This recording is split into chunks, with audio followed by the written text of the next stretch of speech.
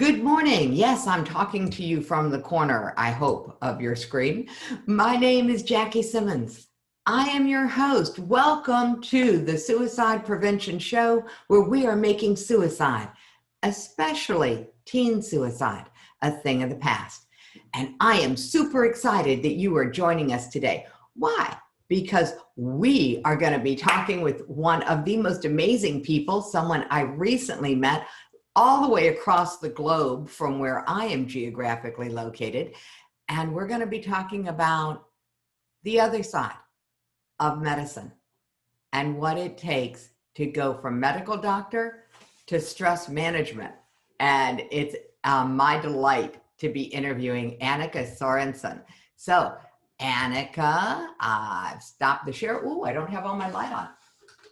Okay, fixing the lights. There you are. Yay! Look at this, modern technology rocks. Yes, it works. Yay.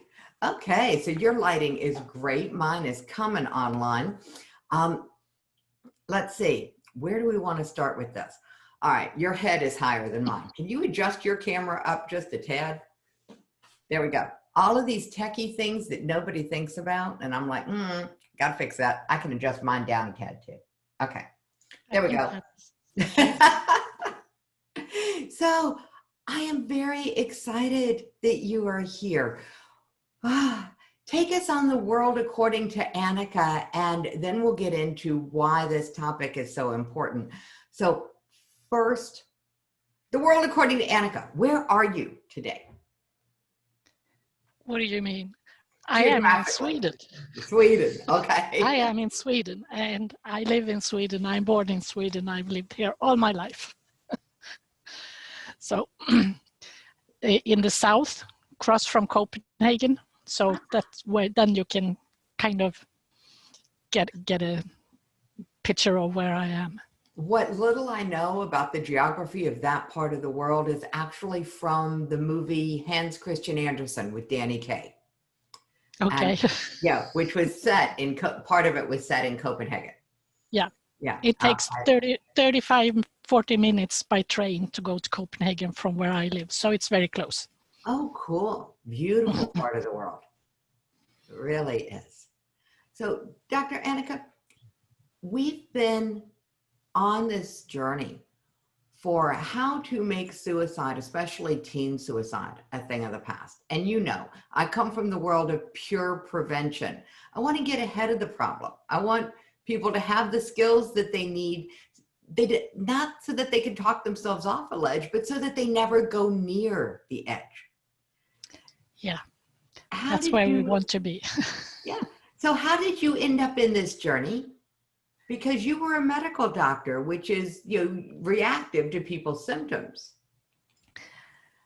Absolutely. I've been in the Swedish healthcare system as a family practitioner. In the primary healthcare, you meet everyone from all ends. And there's a lot of mental health, social problems, and that kind of issues. Not only the what you could call the real medical problems. I mean, it's hard to describe it that way, but that's how you can divide it.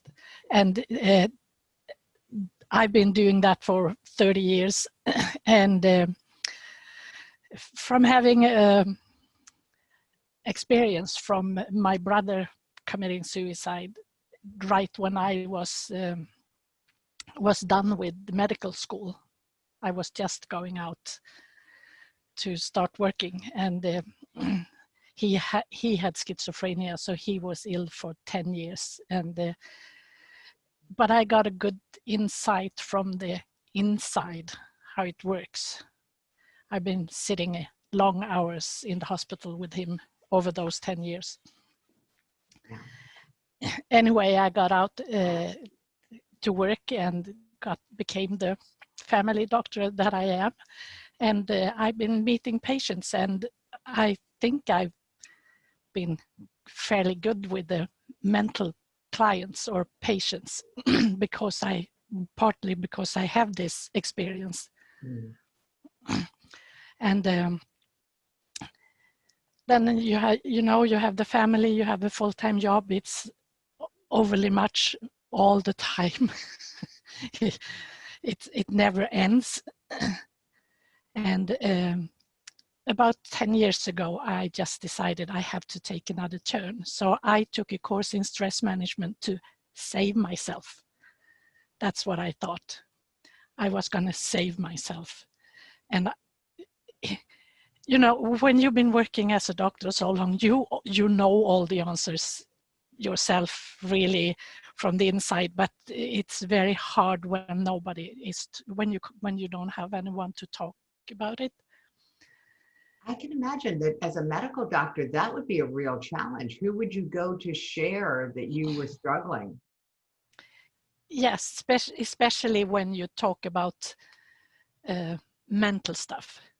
It's even harder. Yeah, I mean, it's hard enough when you have something real physical, but when it's mental, it's really hard because people don't want to hear it, and especially not from a doctor that should know better.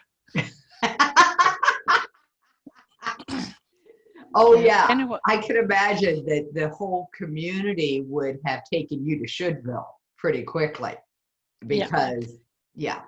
All right. So I took this course. It was a 1 year or 9 month. We met 2 days a month. And then there were homework in between. And after 3 months, we talked about physical activity. We talked about food. We talked about just plain, ordinary, normal things that life is. And after 3 months, I realized this is what I need to do. I need to help people to understand that this is the part we need to work with. Oh, this has been the drum I was trying to beat for the last 30 years. That, and I don't know how it is in Sweden, but in the US, decades ago, they released a report that said that 94% of all primary care doctor visits were for stress-related disorders. Yeah, just a second, I'll just need to cough. Clear my throat. Yeah, well, I'd say around 75-80% at least is from lifestyle. It's not only stress, but it's from lifestyle. That's an interesting point. Okay, so stress and lifestyle, they kind of have an overlap, but let's keep this apart for people. What's a lifestyle that that would be a challenge for the physical health that's not stress related? Well, it depends on where it's what's the hen and what's the egg. Yeah, there we go. It depends on where you're coming from. So you have to see the whole picture and then you kind of get it. Got it. So that's what I did. I took this course and I quit my ordinary job. I still work as a doctor. I will work next week, go away up north in Sweden and work for 1 week because there is such a lack of doctors.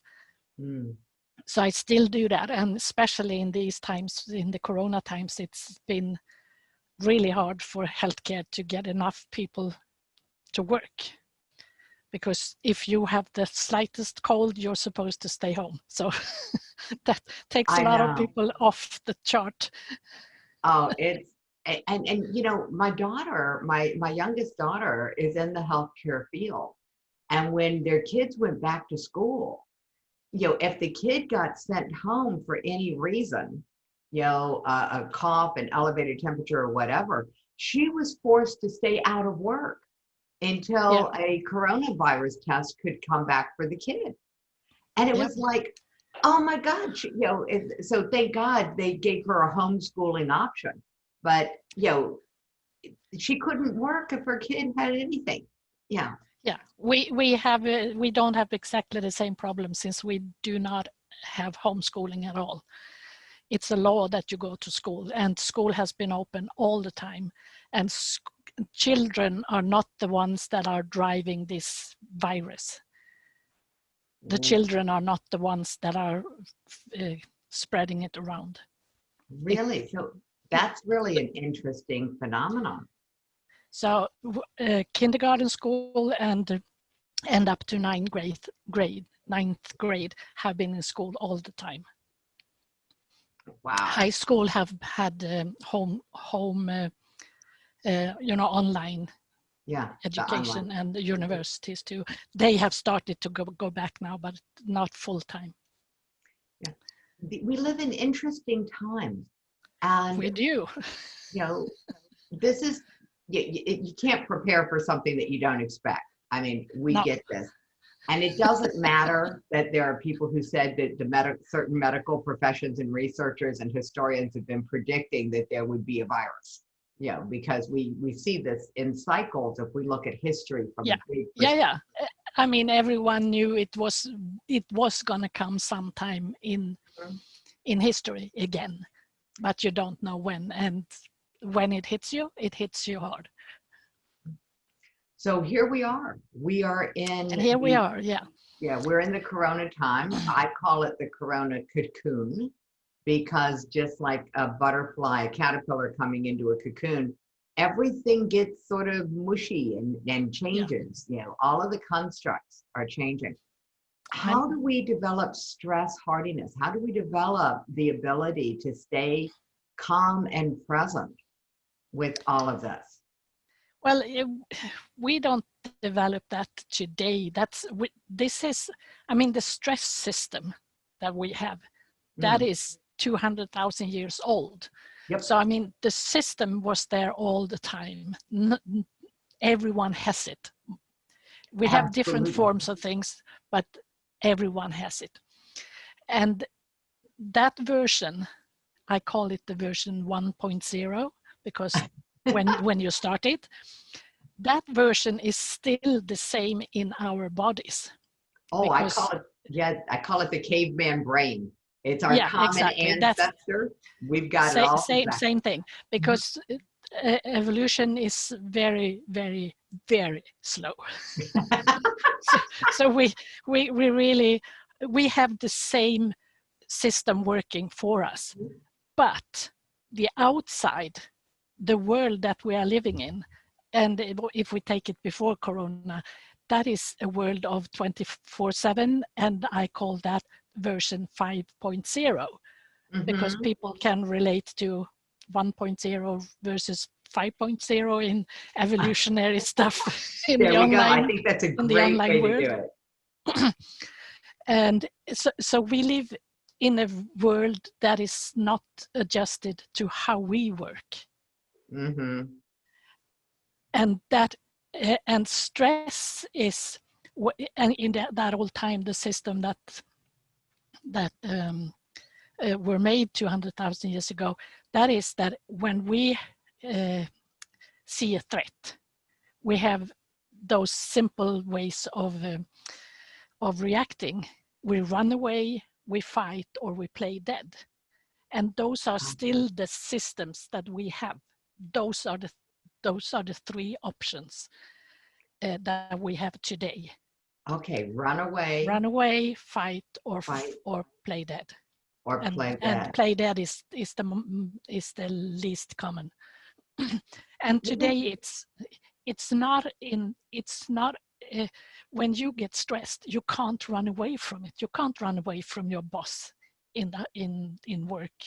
Oh, trust me, that was my thing. Yeah, my boss would come in and stand over my head, and I know he was not a real dinosaur, but he'd stand behind me, and my brain would shut down.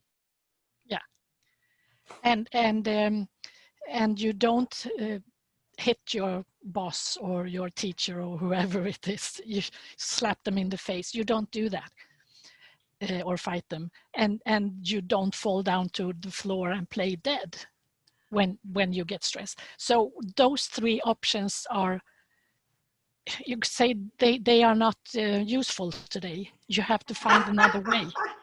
The pre-programmed responses are no longer they're not useful. That's just the greatest way to express it. What we're going to do naturally, what our unconsciousness is going to take us to, doesn't work for getting us what we want in today's world. No. So Okay. we have to change our mindset around this. Because that's the only way you can do changes. You have to change your mindset. Otherwise you do react like this. Maybe you don't run away, but you do things that are similar to that. You kind of get off the world. You become a victim. Yeah, well, I was going to say, we have different ways of playing dead, zoning out. Yeah, you know, exactly. we're still doing the same things, and it's just completely dysfunctional as far as us being able to create a life that we want. Yeah. And so we've observed the exact same things, and I certainly lived it in my own world, because my brain can play dead and take the experiences that are going on around me and shuffle them off into a part of my subconscious mind that is like I was totally unconscious of. So it's a different, it doesn't look like I'm playing dead, but my brain is. Yeah. Yeah. Well, in a way, I do the same. When I get in a situation that I don't understand or don't know, I get on the outside, I get extremely calm. People see me as extremely calm. Inside, it's just spinning until I can put the pieces together again. And the people around me have thought that I am the calmest person in the world. Yep. And it But is. that has been a strategy that works. Yeah. It's about sometimes buying time to process the emotions that come up. Absolutely. We're very emotional beings. Yeah. The things that when we talk about stress management today, I'd say there are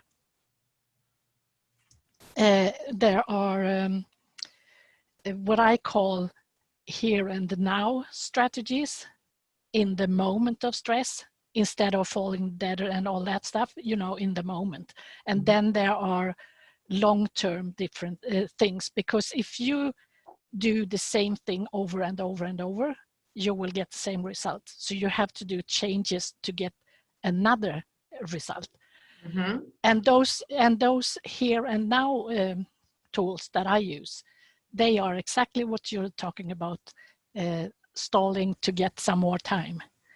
And those are the simplest thing that everyone has. It's the breathing. Take a few deep breaths, let your shoulders down, and while you do that, you get a little bit more oxygen in your brain, and your brain can rest for a second, and that problem seems a little less dangerous, and you can solve it. Cool. I like that. I call taking 3 deep, slow breaths emergency stress management technique number 1.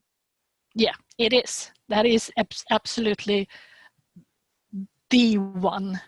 If you and I usually tell people to practice, because if you practice this breathing exercise, take a deep breath in, letting your stomach out, and then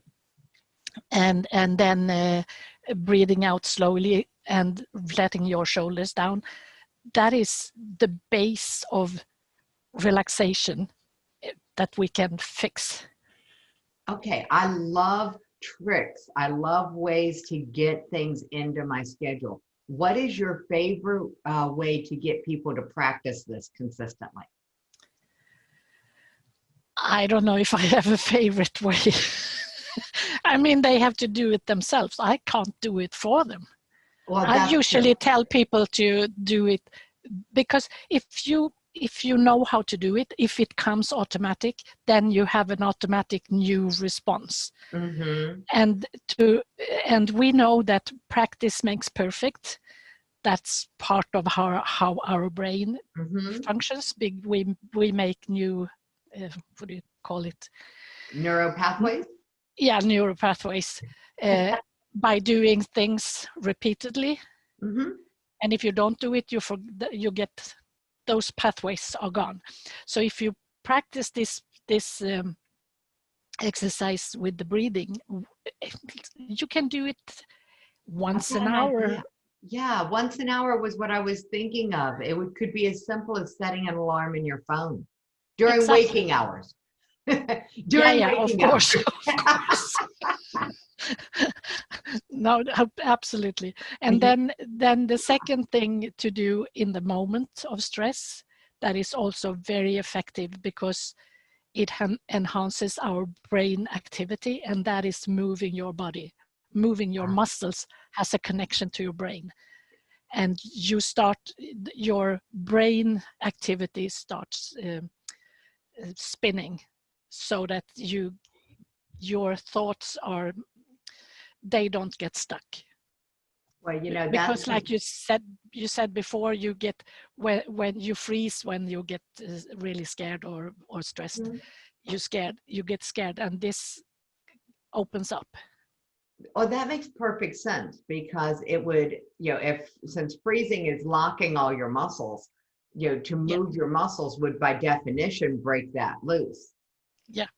Okay. It does. So you think clearer, and then you can see the solution of your problem in an easier way.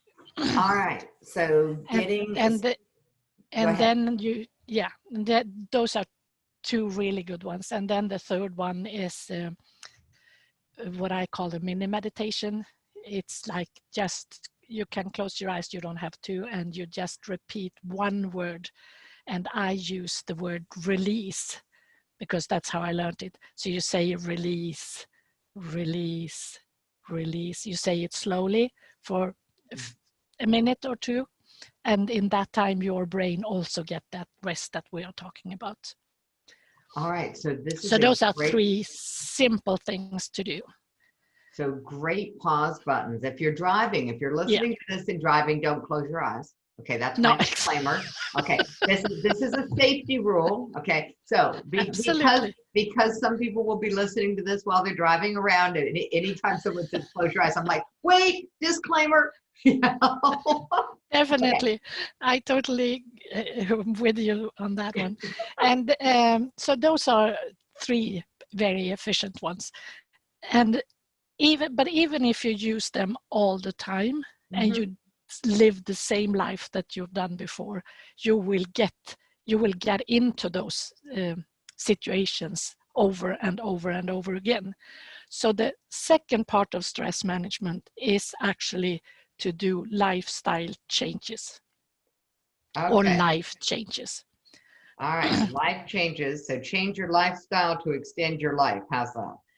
Yeah, and in that sense, I usually talk about you first start with the three things that gives you energy, because then it's going to be easier to do the changes. I like that, because most lifestyle changes give me a list of things to stop doing. Not so good for me. No, that's not what you're not talking about. Stop doing anything at all. You are going to do new things, and the old things that you don't want, they will fall off automatically. I like this. It sounds easy. Yeah.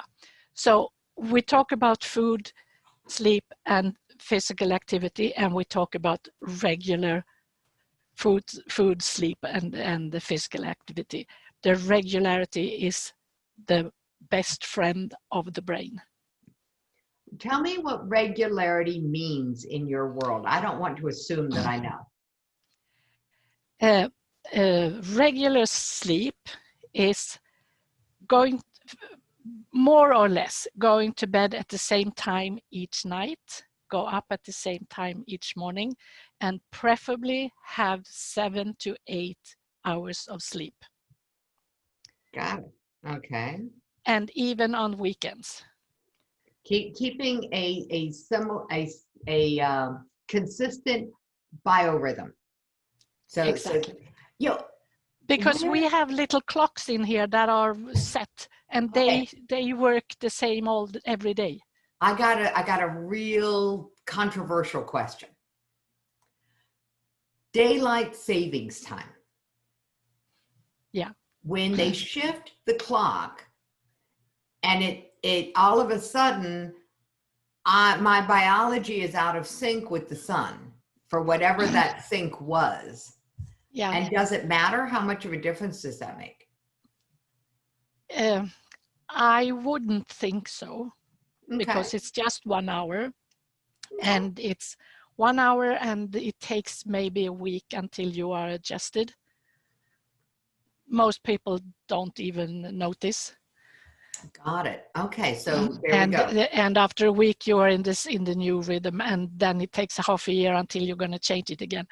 I personally do not think that is a matter. Cool. I don't think so. Yay, I like that answer. I know there are some people that say that this is terrible and all that, but I think that is kind of a brain monster sometimes. You kind of have to complain. I've seen a little bit too much. So a brain monster. A brain monster is the when you have to complain about something. Kind of. Yeah, that was great. I like that idea. You know, I mean, it's like, let's go ahead and name the elephant. That's what I call it. Name the elephant in the room. And it is that for some people, complaining is nothing more than a habit. Exactly. Yeah. Now we're going back to the regular habits. The second one is food. Okay. And I'm talking about, I use 3-to-1 method to make it simple. Ooh. 3 main meals a day: breakfast, lunch, and dinner, or whatever you call it. Generally the same time each day. The 2 is 2 snacks, 1 in the morning hours and 1 in the afternoon, of a fruit or rye bread or something, to keep your energy levels enough for your brain. You know, you need constant energy for your brain. And then the 1 is 1 plate only, and 1 portion per meal, not there you taking go. 2 or 3 or 4. That I was going to say, because if I'm thinking about, you know, my tendencies, and I'm going, I can see where weight gain would occur with the way that I, you know, typically, if I was eating basically 5 times a day, then how much I eat would be really, really critical. Yeah.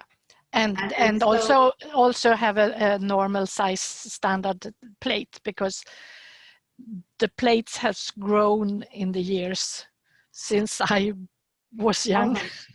I came to and a we kind of different have to take back analogy, but I decided that I needed to have a plate that was the right size for my stomach, because a big dinner plate, the way they are now, is like crazy, you know. And so I use, like, you know, what they now used to call a bread plate, because you know, or a bowl that size. You know, it's like, because you're right. If you have a big plate, it looks like you're not eating very much, because there's all the space around it.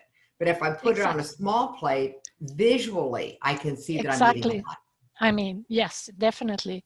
So that's my 3-to-1 rule. And it's important to have good food with actual energy in it, or nutrients, not just sugar. Because this is for your brain. You need the brain needs constant food. And so the same for every day, also in the weekends.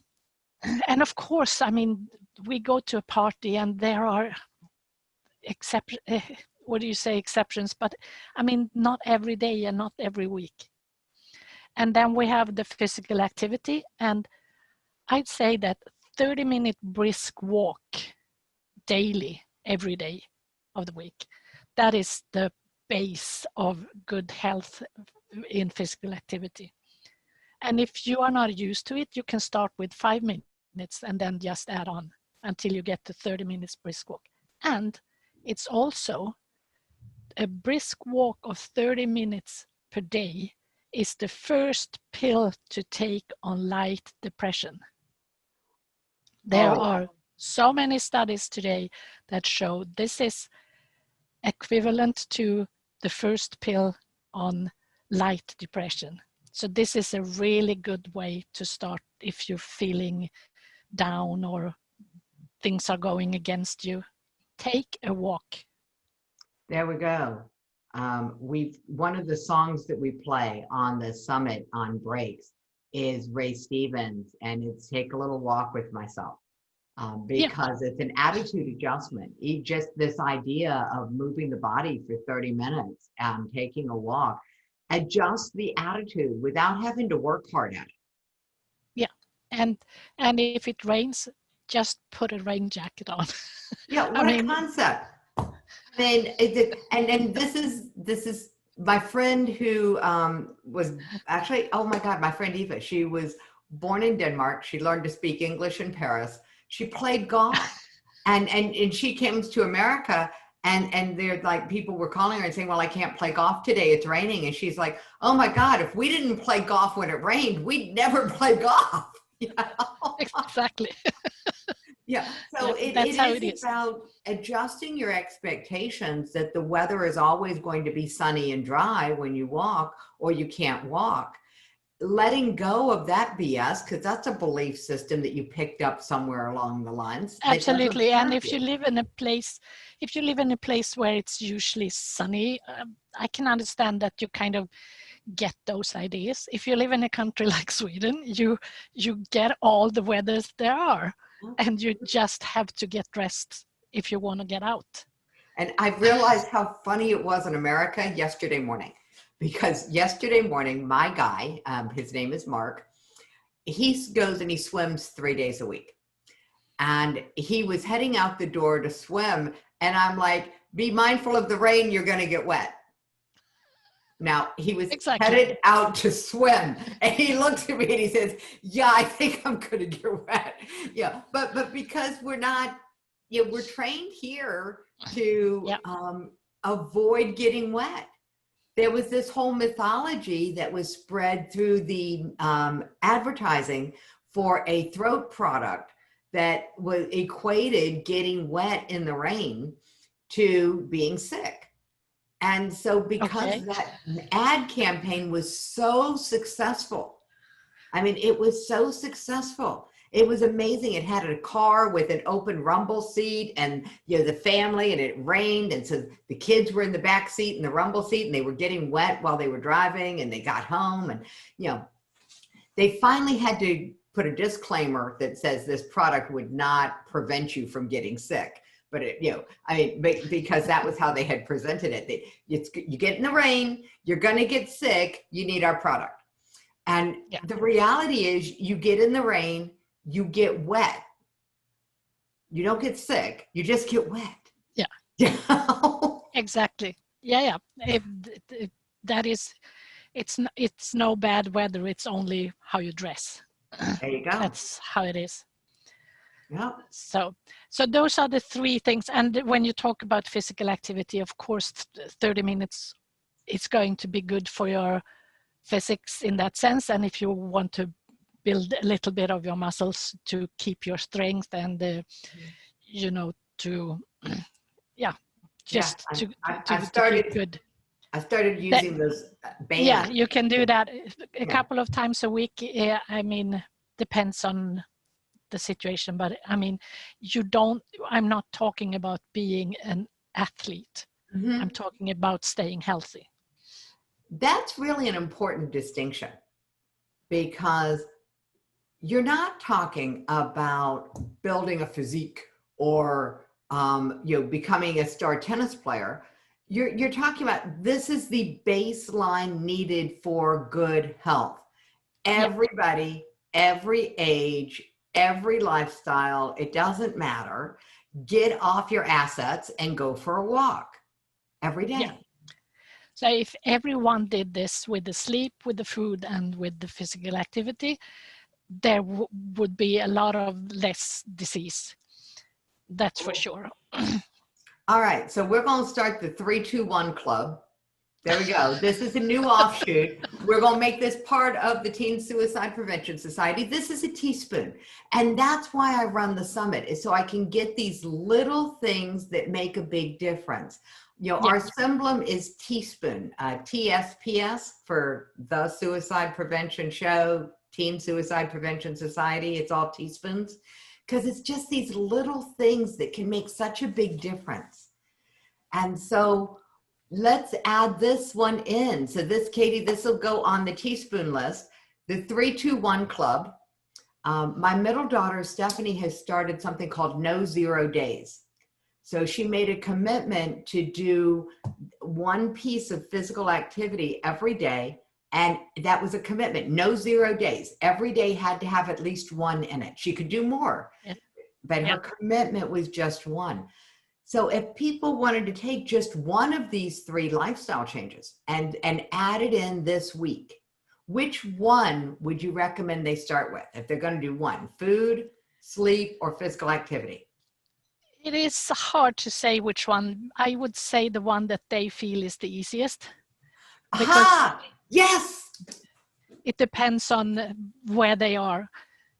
And as long as they start with one, the other one's going to come because you feel better, and then it's easier. There is a question in the chat. Someone saying, I trash walk for an hour, but only cover 4 miles. Does that count? And even if it's not brisk, and I would say it's very much better than nothing.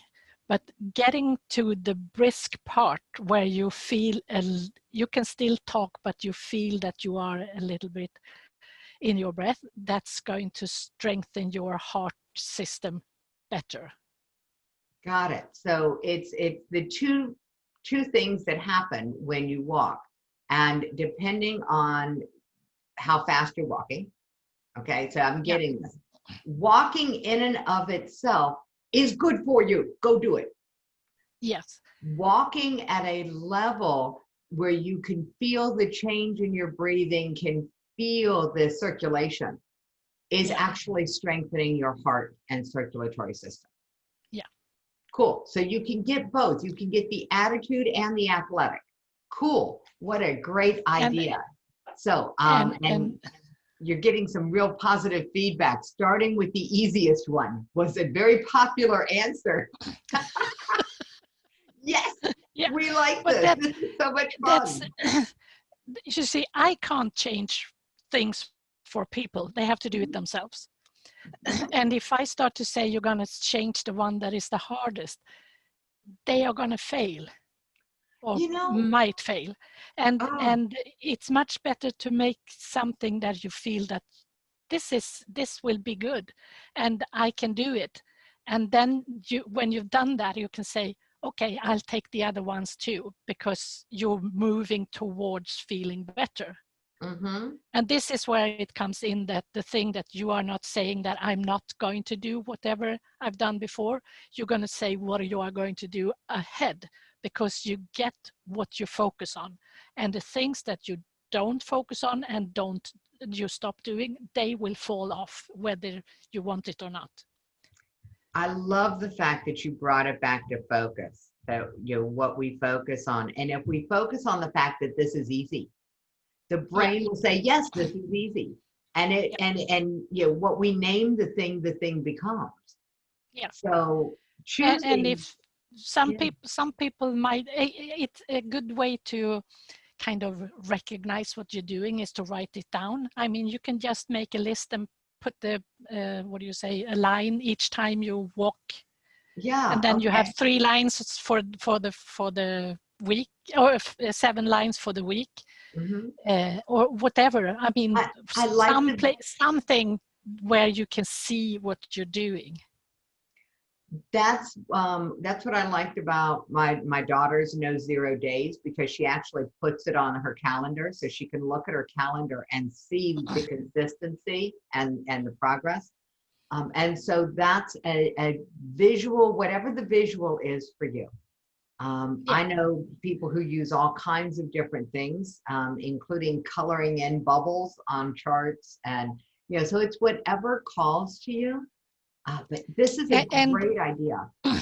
And if I may add one more thing to that part is do it on paper, not in your phone or online in your computer. Because oh yeah, if you get in there, you get distracted by something else and it's hard to see.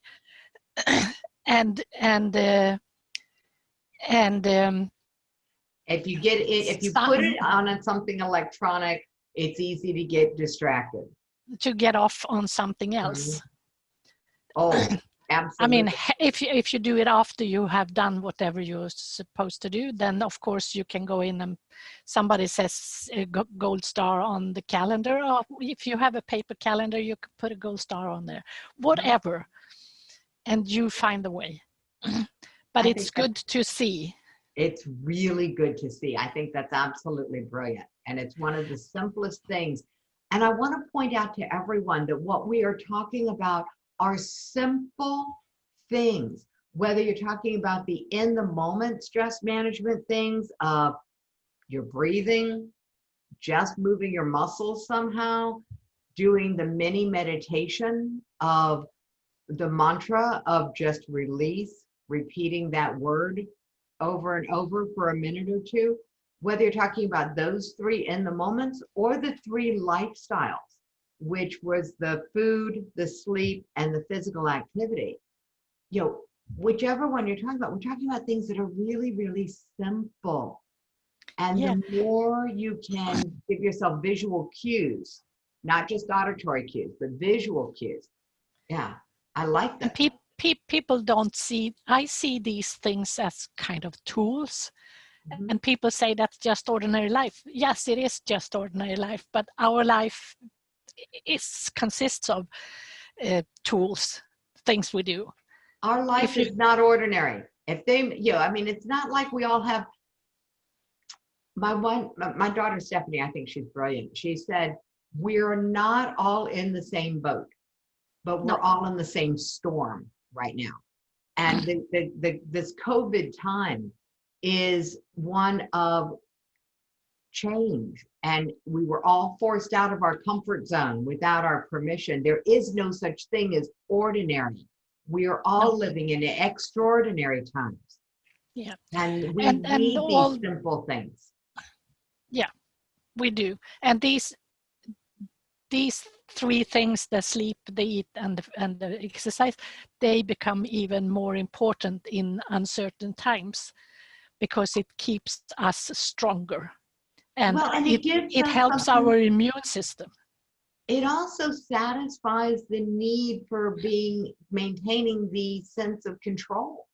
Yeah. These are all things, like you said, you can't do it for them. You can't do it for me. These are things that I can do. And it's like no one can take that away from me. These are things that I absolutely have control over. And if we brought our focus down into what was ours to control, then everything else could be everything else, and we don't have to take it so personally. Yeah. So now I've talked about we have to decide if we want to change, and we have these quick fixes, the natural quick fixes, and then we get the energy, and then comes the really big part in the end, if you really want to have another life, and that is to look at your life and do those lifestyle changes so that stress doesn't come to you all the time.